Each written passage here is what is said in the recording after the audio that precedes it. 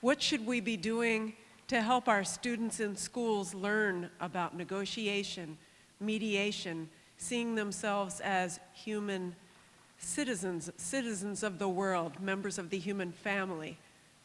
What are some of the specifics we should be doing as teachers in schools and as families at home? Yeah, we are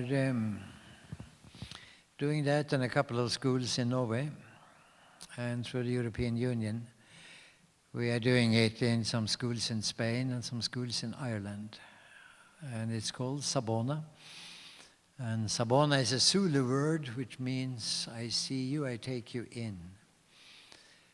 And the first word we drop is the word negotiation. I would prefer the word mediation.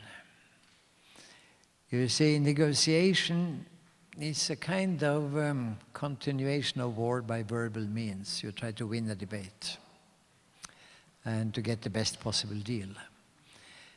The point about mediation is to find out what all parties want, identify the legitimate things they want, and then try to create a new reality where that can be satisfied.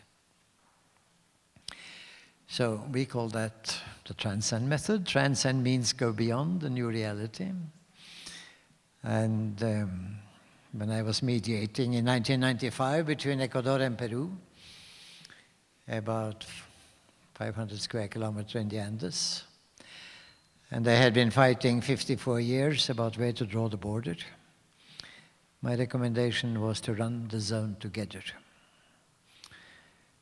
Zona binacional, Parque Natural, a binational or bi-statal zone with a natural park.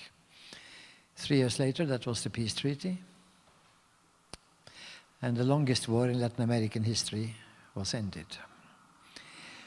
You see, the point is that when you make a compromise, you leave both sides a little bit satisfied and quite unsatisfied, because both sides wanted access to the whole territory.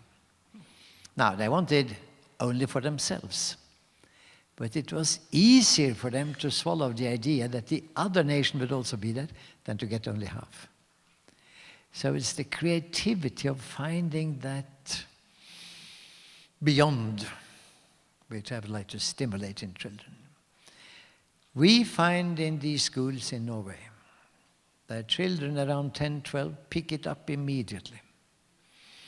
Immediately, and they go hunting for such solutions, and they become very good at it. And we call it solution type 5. Solution type 1 or 2 is either you or you. Type 3 is neither nor. Type 4 is compromise. Type 5 is both and. And they call themselves fiver detectives. And you know what they say? When they have become 12, 13, they say it's considerably more fascinating than finding x and y in 2x plus 3y equals 0 and 4x minus 7y equals 15, which corresponds to absolutely nothing. I'm a mathematician. It is pure bullshit. Absolutely nothing corresponds to nothing. They will solve their last set of 2 equations with 2 unknowns at the examination table. Will never use it again in their lives. I find it a perpetration. I would even say it's a kind of, it's a kind of crime.